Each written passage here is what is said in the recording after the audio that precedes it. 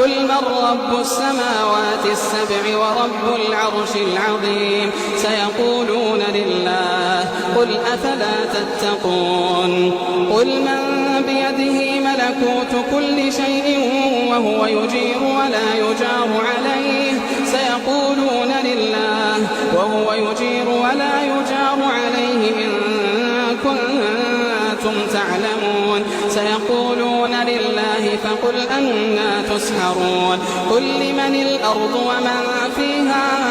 إن كنتم تعلمون سيقولون لله قل أفلا تذكرون قل من رب السماوات السبع ورب العرش العظيم سيقولون لله